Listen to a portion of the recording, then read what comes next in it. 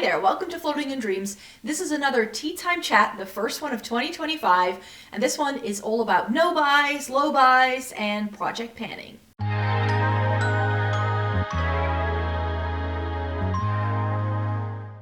Welcome to everybody watching today. Thank you so very much for joining me. Today we are going to be tackling another makeup-y topic in my Tea Time Chat series that is not going anywhere in 2025 because I love doing these videos for you guys. So I'm definitely going to keep them around as I had announced in 2024, and today's topic is going to be low buys, no buys, and project panning, because this seems to be like a trend of some sorts. I mean, TikTok is all of a sudden into project panning, and I have already seen some people in the comments already saying things like, oh, I'm going on a low buy or a no buy in 2025, and I'm going to tell you why I don't participate in low buys, no buys, and why I don't do like project panning content, because I could very easily. I used up plenty of makeup in 2024, and yet I always feel a bit about project panning. So that's something I would want to dig into in this video today. And before you think, Micah, why does your mouth look weird? I just spent most of my morning swatching like 30 plus Kiko lipstick products, so that video went live on Sunday, but that's why there is still a bit of a red rim around my mouth from taking off all of those lipsticks. My lips are currently very irritated, and I was like, you know what, before I actually sit down to eat lunch, I'm going to film this video so I don't have to reapply a lipstick yet again today. So I do apologize if this section of my face looks a little bit messy, because I feel that also like reapplying concealer and foundation around my mouth just makes it look extra cakey. So if it doesn't look perfect, I do apologize. So let's get into this no buy, low buy, project pan discussion. So for those people who are unfamiliar with these terms, a no buy is when you decide to buy no products, very often in certain categories, for a certain amount of time. And a low buy is similar, but then you do still allow yourself to bring new products in, but again, there will be restrictions. Very often it will be like a one in, one out sort of basis, or it will be something like so many products in a given category, that sort of thing I see a lot of people do. And with project panning, people are trying to actively go through their very often beauty and makeup collections to either hit pan, which if you have a makeup compact, a pressed powder, sits in a pan, and then when you swirl your brush in, after a while, if you've used it for long enough, you can see the metal base of the pan coming through. That's where the name comes from. And it is also used within beauty products to like use up beauty products. So project panning can mean two things. It can be like a project use up, or it can just be like trying to get as much use out of products as possible. And for me, I have never like come onto this channel and said, I'm going to do a low buy, I'm going to do a no buy, I'm going to do project panning, even though it is sort of like the basis that this channel does run on. I always choose a couple of makeup products every year that I want to actively get more use out of, that I would like to use up at some point in the year. And it's okay if it doesn't happen. It's okay if I don't hit pan on that bronzer, but those are then the products I want to focus on to sort of get more use out of it. And very often they are my favorites. They are products that have been in my collection for a while, and before I have to toss them because they will expire, I just want to get as much use out of it as possible. That's usually what goes into it for me. So that's definitely what goes into like my makeup collection videos that you will be seeing from me in February, and my declutters that you will be seeing in March. But I also make it a regular part of my Shop My Stash videos. So once a month, at the start of the month, first Tuesday, I will post a Shop My Stash. I've been doing this since 2017, for close to 8 years now. I started doing it as pictures at first, but I have been doing this for a long time.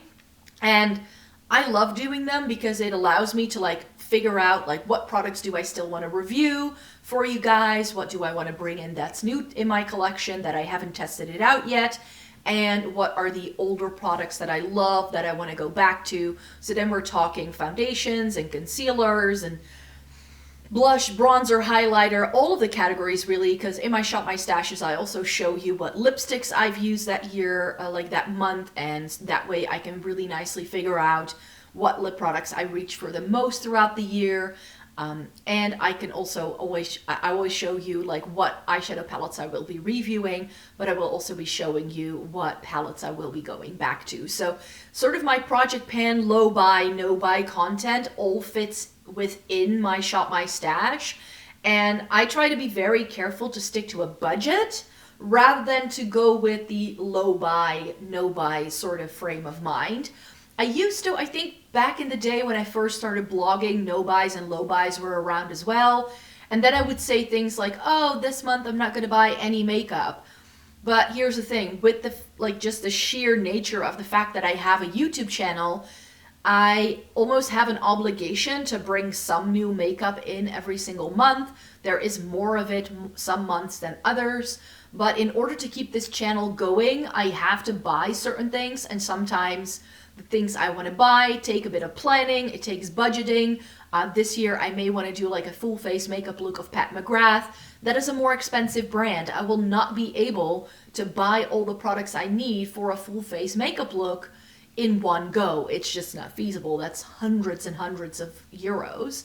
So what I then like to do is like, okay, what products do I need?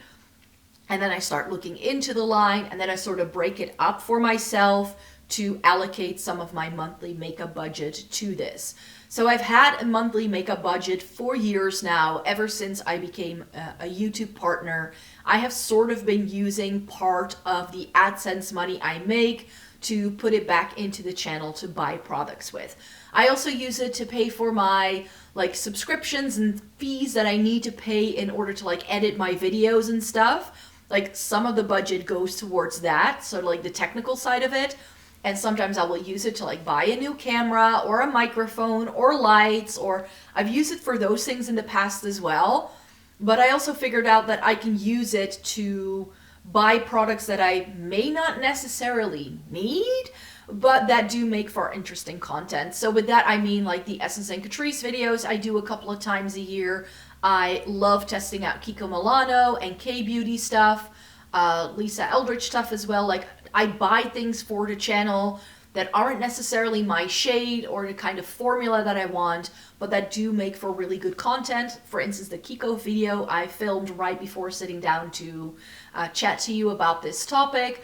I bought, I think it was 24 new Kiko Milano lip products. I know realistically that I will not be wearing all 24 of those Kiko Milano lipsticks in my personal life. I just won't. But having a bit of that AdSense money allows me to put that towards it so that I can test these things out for you, show you different shades, show you different formulas, and even if it's not to my personal preference, I can still help you figure out what Kiko has to offer and do it that way. So that's sort of where the makeup budget idea comes from for me, and why doing no buys or low buys doesn't make a lot of sense if I want to keep interesting content coming, because truth be told, algorithms just prefer new stuff. It's what gets the most views, so I need to bring in a certain amount of product in order to be able to film videos for you that I can then talk about on the channel. But I try to limit myself. I don't go for all of the new things. I'm like, I would almost call myself a bit like strong-headed here, because I don't tend to do what's like super trending.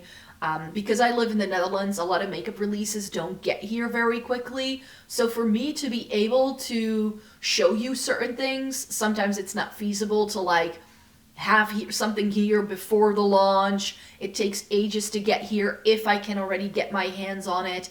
And what's more, very often the products that are new that I talk about in my new makeup releases, I can not yet buy. So that's why I'm very often, you know, very like careful with what I do bring in, what do I then focus on, and by now I know quite well what will get views on the channel and what will not. So I know what I need to put my money towards, what that means for the channel. So that's some eyeshadow palettes, some lip products from time to time, the new Essence and Catrice stuff, and then we're good. Like if I have all of those things, I'm pretty okay. I'm pretty okay.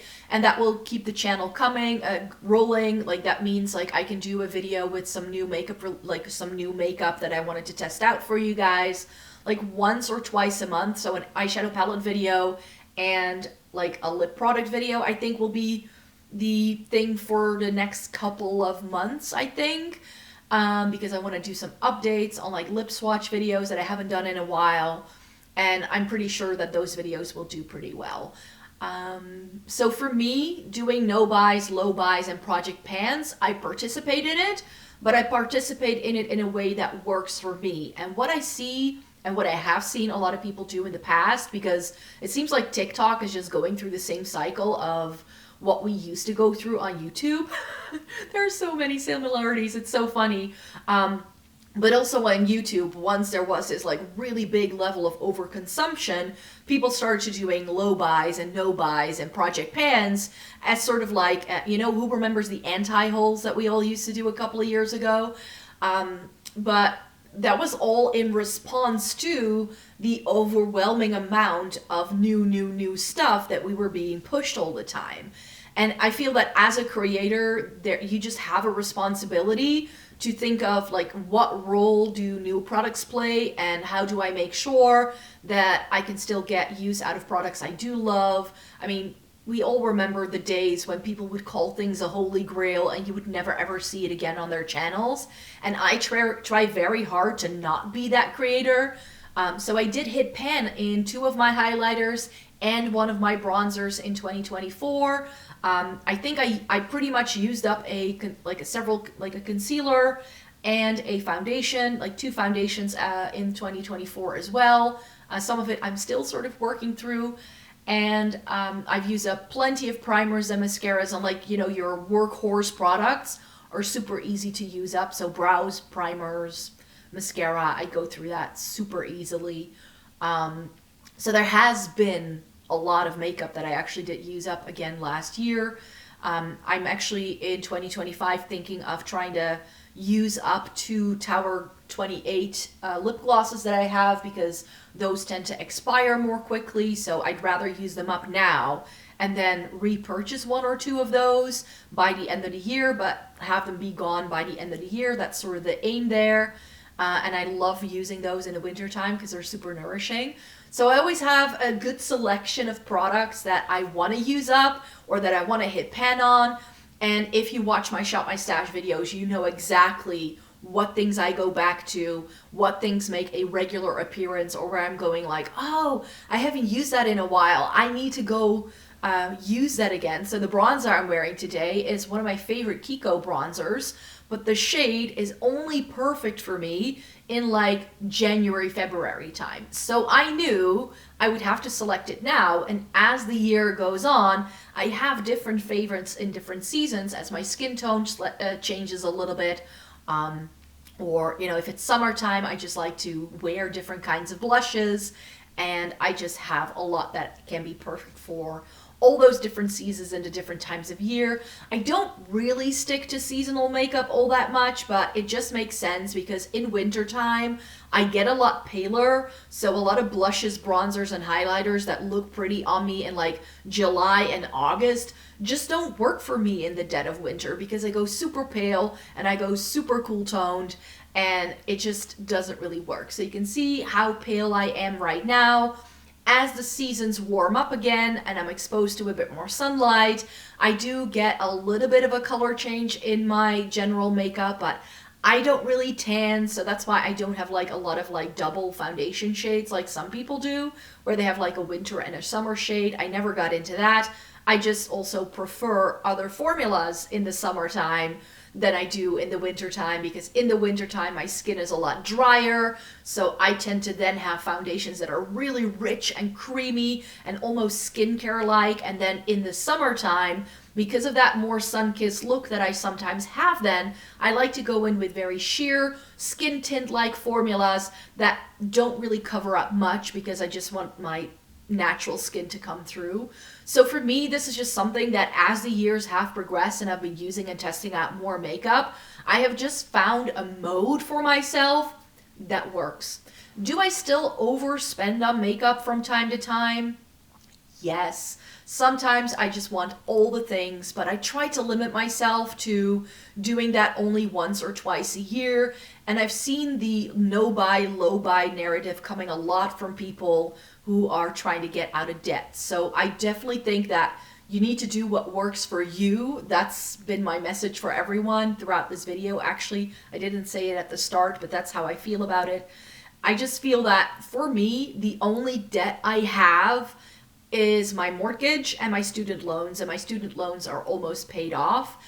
And within the country I live in, the way debt is dealt with is so differently from how I hear US creators talking about it. There is a US creator on TikTok. She's also on Instagram. It's Alicia Berman. And she's been doing a lot of content in 2024 about her debt and how she like deals with that, and how she's been like on a low buy all of 2024, and what rules she has, and like her struggles with shopping addiction and stuff like that. And I feel like, yeah, if I were in her shoes, I probably would have done a very similar thing. But in the country I live in, debt isn't really a thing. Like, it happens. People are in debt. I'm not saying nobody in the Netherlands is in debt. I mean, debt is a huge problem here as well. But the systems in place do not force you to go into debt. Which seems to be the thing in the US with like credit scores and opening multiple credit cards. I mean, I have a credit card and a debit card, and I do shop a lot on my credit card because then my purchases that sometimes need to come from overseas are insured, which is when I use my debit card, they are not. So if then the package is lost, I will be out of the money. So as like an extra safeguard for myself, I put most of the shopping I do on my credit card for that reason. But there again, I have a budget. I have figured out how much disposable income I have, and the amount of disposable income I have fluctuates a lot. So if, in case you don't know, with AdSense, I can see in YouTube how much I'm making, but it's always a couple of days behind, and YouTube pays you your AdSense a month later, around the time actually that my credit card bill comes in. So what I tend to do is that I look throughout the month how much money my channel is making, and I will decide, like by the time I can start spending on my credit card again, because that's like, there's a cut-off point, like what date that is. And I know roughly around that time I will check to see how much is in my AdSense. Very often the month isn't over yet, but then I have a really good estimate of how much money I will have made with my YouTube channel by that time in the month. And that's sort of the budget I then work with, and that's what I spend on my credit card, which is then deducted after I'm paid by YouTube. So that's sort of the way I sort of, like, I know that money will be coming in. Of course, that's still a risk, because what if the money doesn't come in? I'm sort of, I like living on the edge, but you know, we're talking not thousands of euros here. It's not as if my actual income could not cover the amount of money that I would spend on that credit card if I'm not paid by Google. So all of that is working out pretty fine. And I definitely think that when it comes to no buys and low buys, I think it can work for people. But I think that if you need to go onto a low buy or a no buy every couple of months or every year, that it's actually a sign of a much deeper problem almost. And that you need to look at other aspects in your life, because a low buy or a no buy isn't going to be like a quick, easy fix. I definitely think you need to be smarter about how you use your money in general. Like, if you need to go onto a low buy or a no buy because you're spending so much money on makeup that you can no longer pay rent, you need to restructure other things than just going on a low buy. I see it a bit like, you know, dieting and binge eating. Like, if you stop eating all the sweet stuff, it might be that you can do that for like a week or two, but then you go on this like huge binge and you start eating all the chocolate chip cookies you can find after 3 weeks or so. I think that can happen as well. If you go onto a low buy or a no buy, you will do really well initially, but then you go onto this like dopamine kick trying to buy as many products as possible. So that's why I like doing this. I sort of always buy most of my products that you see me hauling around the same time, at the start of when my credit card period opens, that's when I buy things, and then I don't buy anything usually for the rest of the month. Like, that's it. That's all I'm buying. And then I will wait patiently for that credit card to come in, credit card bill to come in, for it to be deducted from my wages. And then I start spending money again. So I have just taught myself to go through that cycle month by month, and that's been working pretty well for me. It's like, I don't really feel the need to participate in these low buys and no buys as a result. Also because, you know, there are times, for instance, right now, the Essence and Catrice products for 2025 are dropping as we speak. So I also know, like, I need to have a little bit of wiggle room there so that when those products drop, that I have time, like, that I have the budget to spend on that. And I never know in advance how much money I can spend on that, because I never know what they're coming out with. So I'm never sure how much that exactly is going to cost me. So that sometimes leads me to, like, overspend a little bit, like in those months where those new Essence and Catrice products come, that I could sometimes spend a bit more than I had anticipated. But yeah, with no buys and low buys, I think they can be super helpful if you use them in the right way. I personally never felt like I had to make it my my identity. Like, I never wanted to, like, I know some creators will say, like, I'm on a low buy, or I'm going on a no buy for 3 months or a year or whatever, and they make it their whole identity. And I'm like, I've never really, like, I do enjoy watching the content of people who do that, but I've never felt like I could really make it work, because overall, I know I'll probably spend some money on makeup, and then what would be my low buy rules, and I'm like, I just want to take life as it comes, and sometimes things, like, are released and I want them now, or for instance around the Black Friday sales, I always know I will probably buy a little bit more, but then I will just buy less again later. So I always feel that way, that's sort of like the natural flow of my life to begin with. So yeah, I definitely sort of plan out my spending, which is why I feel I don't necessarily need to go onto the low buy or the no buy. I mean, when it comes to these kind of things, I'm like, yeah, it makes sense for some people, but for me, it didn't really make a lot of sense. And when it comes to project panning, with beauty products, like skincare, hair care, body care, that sort of stuff, I'm pretty much on a one in, one out basis, but I do have a bit of a stash, just so I don't have to go to the store the minute something runs out, because I don't always have time for that. I'm a very busy person. So I like to have a couple of extra shower gels on hand, a couple of extra moisturizers, but I do make my way through it. And when I feel like, okay, this cupboard is now starting to overflow, I first need to use up a good chunk of that, and that's when I'll buy skincare again. So I'm actually slated to restock my skincare cupboard in, like, the next month or so. I think end of February, maybe March, I might be making a purchase on YESSTYLE for some K-beauty skincare, because there are some bits I tried in the past that I really loved that I would like to bring back into my life, and I want to try some new things again.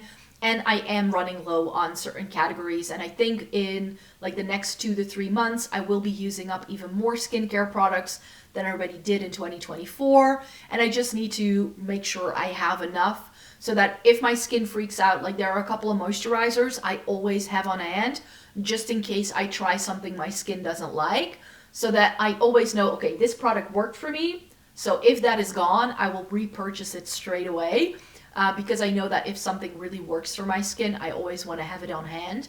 But I definitely don't leave things sitting out. And what I'm definitely not doing is what I see some people do, is where they have, like, 10 shower gels because they're in the mood for a vanilla scent today, but something minty tomorrow. I don't operate that way. I do like different scents in different seasons. So I like the more, like, warmy scents in, like, the wintry season, but I like more zesty, minty things in, like, the spring, summer season. So I do have different scents for different seasons, but I will just use it up until it's gone. In fact, with skincare, body care, and hair care, I do not open the package of the product until I start using it. And that way I've never come across any products really that have expired on me in terms of skincare, hair care, and body care, because I've always been so careful. I am a single person household, so there's only so much beauty product stuff I can go through. Like, I don't have a husband and kids who can go through my things as well, or who I share products with. So I do have to be a little bit mindful when it comes to those things. With hair care, I have actually completely switched to using shampoo and conditioner from my hairdresser, and those products, a little goes a long way, let me tell you. So I also feel that with the way I use products, I have just started using fewer, like less amount, just less product in general. So that also means I don't go through things as quickly, meaning I don't have to keep as much in stock so that I can just grab and go the minute I use up a shower gel. I can just go into my drawer, grab a new one, and I'm happy. I bought some new bits in Germany when I was there in November because I had a couple of spaces left and I knew I could fit it in there.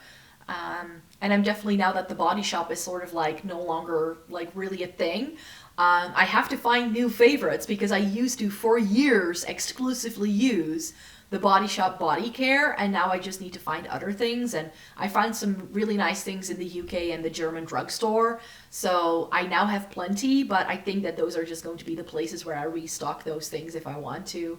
But yeah, it's just preferences and tastes and how we like to use things and how we live our lives. And I'm just not someone with body, skincare, and hair care who likes to open up a lot of products. Especially with skincare, I'm just so afraid that certain things will expire, especially with like vitamin C serums and those kind of things. I'm like, I go through that until it's completely gone, and then like, because else I just get anxiety about the fact that it like some things, the minute you open it, especially with skincare, the minute air gets in there and bacteria gets in there, it's like boom. With makeup, I feel that there are so many preservatives in makeup that this doesn't really happen. Not as quickly. Like, makeup does not expire as quickly as a lot of people make it out to seem. Yes, there are expiration dates on makeup, but you should know that the little jar that you see on a lot of beauty products, that's also on makeup, is an indication of the manufacturer of how long they can guarantee the product being in its prime condition. So that's not an expiration date, because it's also in the manufacturer's best interest to be as conservative as possible on that date that's in the little jar, because if you just base on it and you throw it out and you buy a new one, that's more money for them. So those dates, I would be very be mindful of. If things look okay, if they still perform the same, if they smell the same, if there's no mold, if there's no weird texture, you can still use it just fine. You do not need to toss products half as quickly as most people make it out to seem. So even though that might be gross, I'm not a makeup artist. I don't tend to use my makeup on other people, save for myself. I clean my I clean my brushes regularly, and the only face it goes onto is this. If I have a cold sore or if I'm ill, I do not tend to do makeup. Like, if I have a cold sore, I have a special lip balm that I only use when I have a cold sore. That's the only time it comes out. And it's cold sore cream, actually, that I then use. I don't touch lip products if I have a cold sore, because I don't want to reinfect myself the next time I use that lipstick. So then I will just forego wearing lip products for like the week it takes for it to heal. Whenever I have a cold or I'm ill, I don't really like doing my makeup anyways. So if I have the flu, I'm in bed with the flu. I don't have time to do a full face makeup look like this. So very often, I think that also minimizes the chances of me like reinfecting myself with some sort of virus. So just use your brain. Maybe don't do certain things if things don't work, and then you can get a really long use out of a lot of your makeup products. And that's how I actually end up hitting pan on products. It's very often the older things that I've had for a while. I think one of the highlighters I hit pan on in 2024, when did I go to Rome? Was it 2017 I moved into this house. So I think I went to Rome in 2016. that's where I picked up that Kiko highlighter I hit pan on. So that's 8, 9 years old, but it's still fine. It still swatches beautifully. It still applies beautifully. It's a powder that I use with a brush on my face.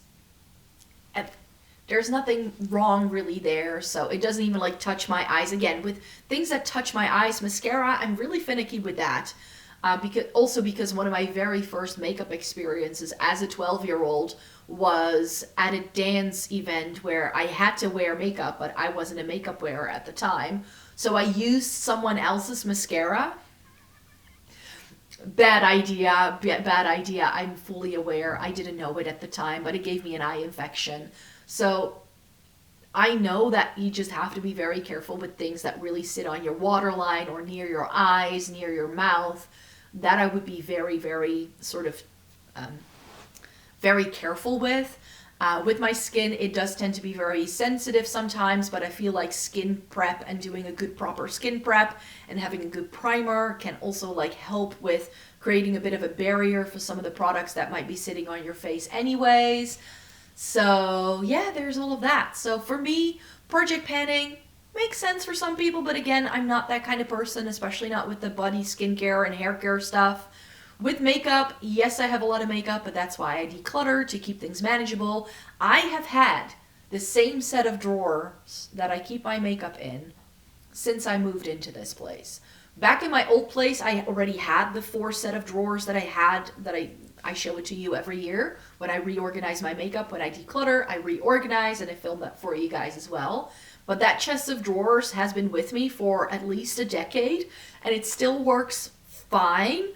And I used to keep other things in it in my other place because I lived in a really small space. It was like a studio apartment, so it had to be multifunctional, yeah. But when I moved in here, I knew this chest of drawers is going to hold my makeup collection, and I haven't strayed from that. Every year, whenever it starts to overflow, I just know I need to declutter. Could I buy another chest of drawers so I can keep more makeup? No. I've used declutters to keep my makeup collection manageable. And yes, what I will do is that I don't toss any makeup throughout the year. So if I try something that doesn't work, it gets to go into a special cubby where I keep all the things that I don't like. And then I already know, okay, those are instant declutters when I do film my decluttering series.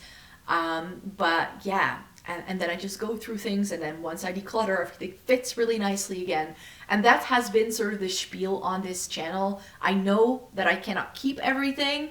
I know I have more makeup than a single person could ever use up in their lifetime, but I have a makeup channel. I need to have a certain baseline of makeup just to keep the content going and to do things that people want to see on this channel. I can tell by the views, I can tell by the comments what that is, and that does mean sometimes new makeup. But not all the time, because I like going back to my old stuff. So you'll see my makeup collection and makeup decluttering series very, very soon, because that's sort of like the thing that I do once a year just to keep things manageable. And then we'll figure out together what it is that I'm going to get rid of and how I'm going to clear things out. I have a blush problem. Blush and lipstick, that's like the 2 bits that really need a good clear out. I'm actually wearing a blush today that I found again when I was filming my makeup collection video the other day. I thought I had decluttered it. Couldn't find it anymore, but it was just covered by other things. I was like, oh, my Tarte Amazonian Clay Blush in Seduce is right there. And I still love it. I put it in my Shop My Stash deliberately for January because I was like, oh, now that I found you again, I know that I will love you so much more. So yeah, but the blush category is, it needs a cull. Lipsticks as well. I really got into lipsticks in the second half of 2024. So I was buying quite a few new bits because I was like just looking to try some new brands or different shades from lipsticks lines I liked. And yeah, so I have an overflow of lipsticks. It no longer fits into the organizers I have. So there again, I also just need to really give it a good once over. Like, do I still have everything I love? There are things I don't use. So yeah, and that's just the flow of things, the way things go. But yeah, my favorites are usually solid favorites. If you see a product making an appearance time and time and time again on my channel, you know I love it. But even the things I love, I cannot possibly like use up. So yeah, there's definitely that. But yeah, it does come a little bit teensy tiny, a little bit with the territory. But yeah, when it comes to like having a lot, I've mentioned this a lot in other videos as well. There's only 3 categories I really have a lot, like more than the average person. That's makeup, clothes, and books. Like those are the main categories, and I just keep that manageable. I cleared out my bookshelves during my Christmas break period, and I got rid of 80 books. Like sometimes you're like, am I still going to read this? No, I'm not. So then things can go, or maybe I have read it and it was okay, but I don't see myself going back to it for a reread. And then if it doesn't have a pretty cover, I tend to just like pass it on to family and friends. And there's a little free library in a park near my house, so that's where I'm going to be dropping off those books in the next couple of weeks. Like take like 10 of them with me every single time I need to go in that general direction and just plop them in there. With makeup, last year I actually took all of the decluttered makeup that was still good to go to be passed on to someone else, and I put the box at work, and all of my colleagues were like, wowza, this is amazing, and it was gone within a jiffy. I've passed things on to my neighbors and to friends and family, so everything always goes to a good home. I always make sure to rehome my products, but for the most part, I just use things up, or things go really old and crusty, and then I feel I can no longer, like, it cannot be passed on to anyone else. So yeah, that's how I sort of feel about no buys, low buys, project panning, and like declutters and all of that jazz. I'm definitely thinking that 2025 is going to be a year where a lot of people are going on to low buys and no buys. I just feel that everybody is... I still think it is like a post-COVID thing. Like, we were all stuck in our houses, making sure we were doing things, but now we go out of the house again, we travel more, there are more events going on, and we just realize that the life we built for ourselves during those 2 to 3 years where we couldn't do much else, we've just been stuffing our houses with things, and we're human beings, we don't need things, we need experiences, and we need to go out there and do things. And I definitely feel that that's where the cycle comes from. And within the beauty industry, if you see again, like, the amount of new makeup releases I've already saved on my Instagram for me to chat about with you guys in February, it's insane. It's like this ongoing, everlasting sort of machine that just keeps turning. And I already mentioned it in my new makeup releases for January. I just feel a bit makeuped out, and there's just a handful of things I want to get. And when I've already put a little wish list together in my head of what I would like to get at the end of January, when I know how much money my channel and my blog have made come January time. I'm like looking at it and I'm like, yeah, I don't really want to get that much makeup. You know what I mean?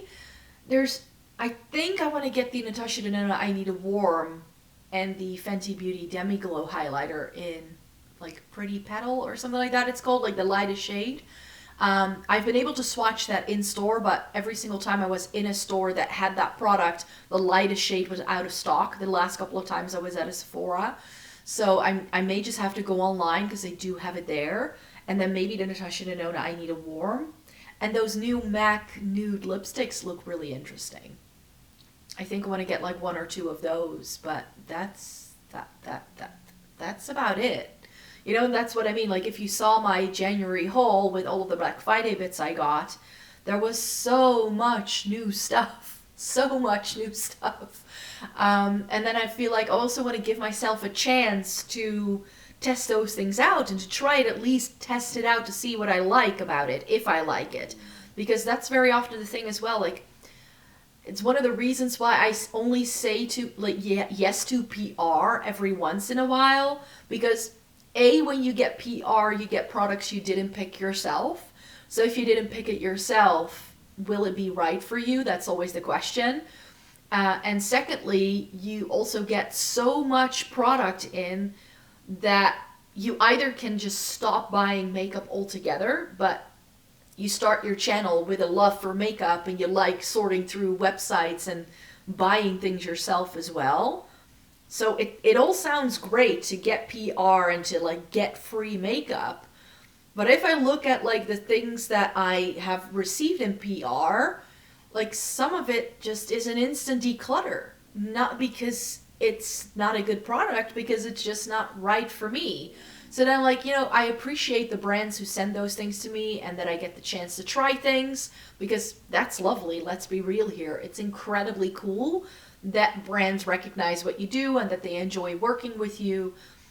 But you do come into a lot of things that the brands want you to talk about rather than it is like my choice to talk about it. So that's why I still want to use my own money. And that's why I use the AdSense that I make. Like, I'd rather have you guys watch as many ads as you possibly can so I can get as much AdSense as I can, so I have money to buy things I want to make content with. You know what I mean? Because I feel that if I keep that rolling, it makes a lot more sense. And I still have a regular job. I teach. For those people who are new here and who don't know, I'm a teacher in my day-to-day life. I teach in higher education at a communications degree.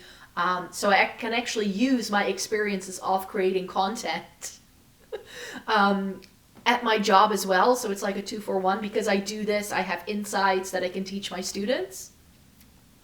It's like a really nice double whammy there.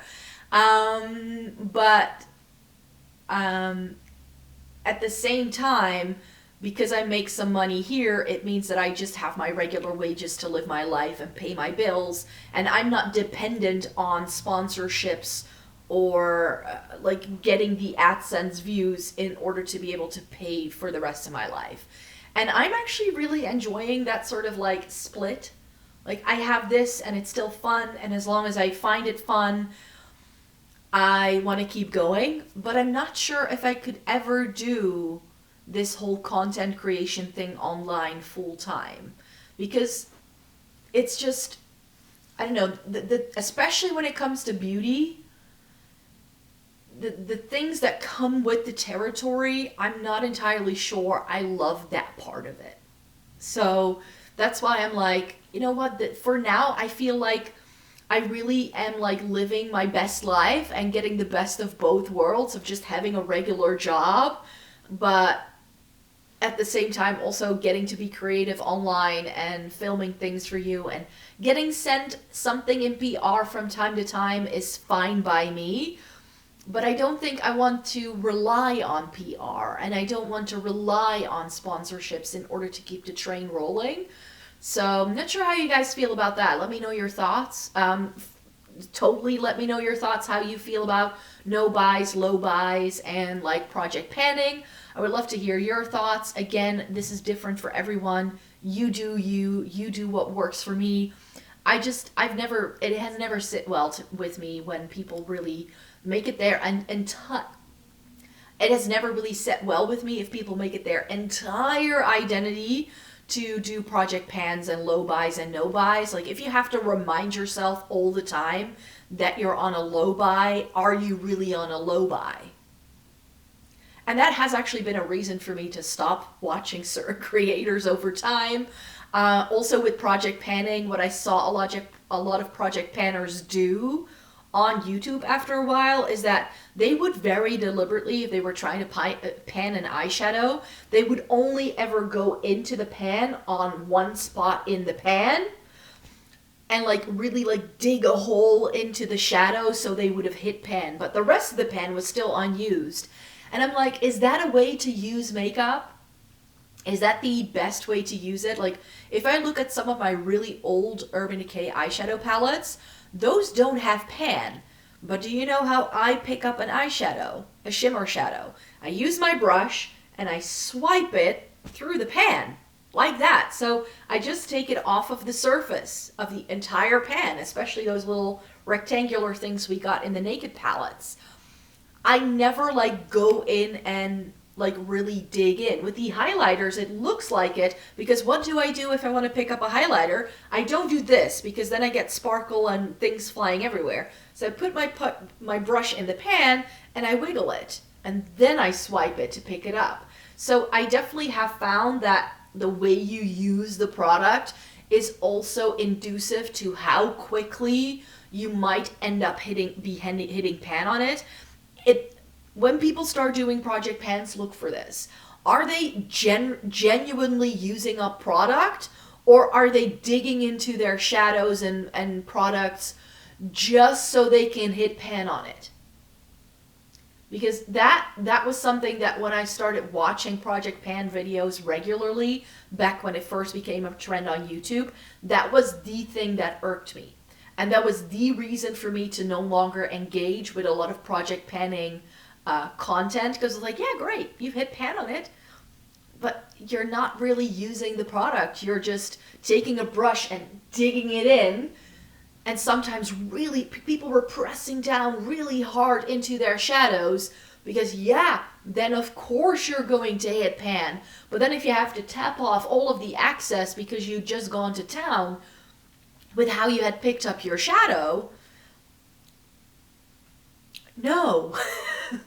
Yeah, and some people are just more hard-handed. Like I see this a lot when I watch like eyeshadow palette collection videos of people or other declutters. I'm like, wow, you've really gone to town.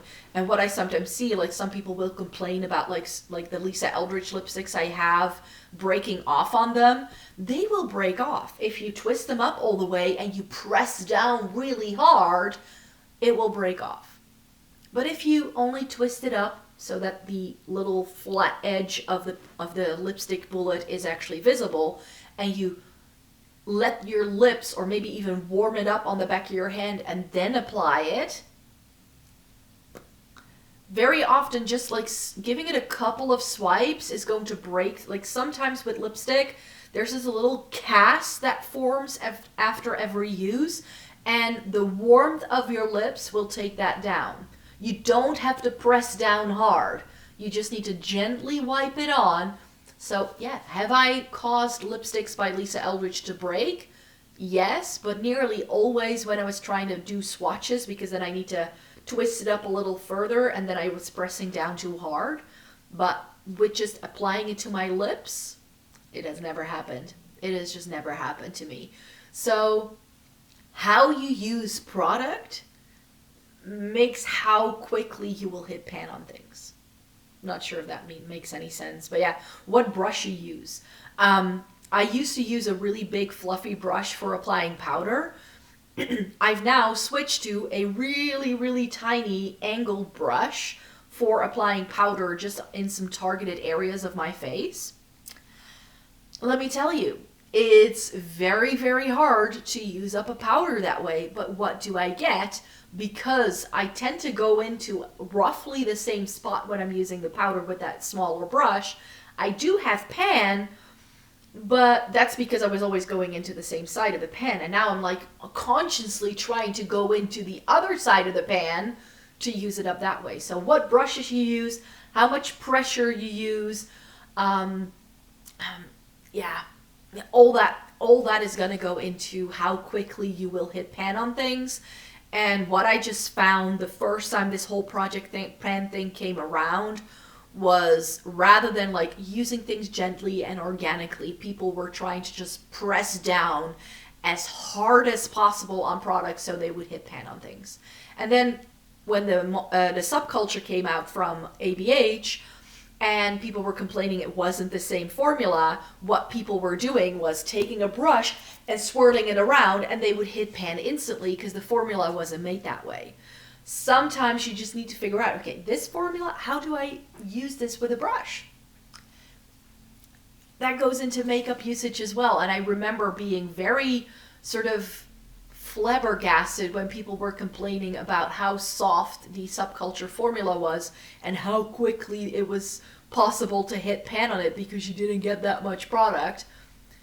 People were like going to town on those shadows. They were pressing down hard, swirling their brushes around, and I'm like, I'm the kind, like, you know how I use my, like when I do a crease shade like this, you know what I do? I have a MAC 217, that's the brush I use for my crease.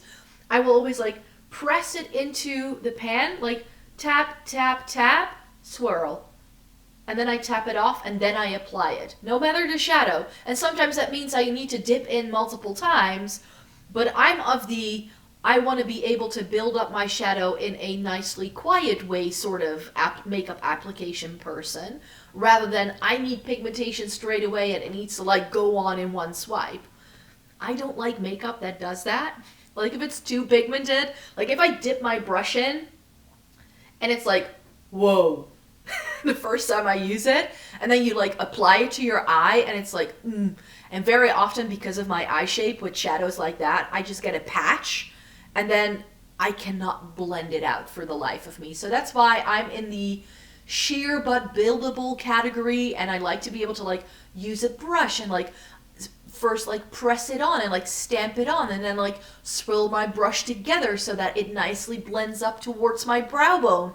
And then like with a shimmer, I like to be able to like apply a sheer layer first with a brush and then going in with a finger. And then I like to be able to blend that out again. Like that's just a style of makeup that I really appreciate on myself. I don't really like the really harshly pigmented stuff that like just boom, kapow in your face, apply straight away, and then I need to blend for days. That's just not my vibe. And I just feel that because we prefer different things, it also like preference of what you like also has to do with how you use makeup and how you use your tools and all that, and that also goes into how quickly you hit pan. So I hope this made sense. Again, I come to these videos with like just a general idea of what I want to say in my head, and then I just start talking. So I hope it still made sense. Thank you so very much for joining me. Let me know your thoughts on no buys, low buys, and project panning, because I would love to know. And yeah, maybe you agree with me, maybe you disagree with me, that's totally fine. But that's just where I'm coming from, how I like to do things for me and my channel and what I like to go into. So thank you so very much for joining me here today. Thumbs up this video if you liked it. Subscribe to the channel if you want to see more by me. I make several videos every single week, so if you'd like to stay tuned for more, and I hope to see you again in a new video. Bye bye.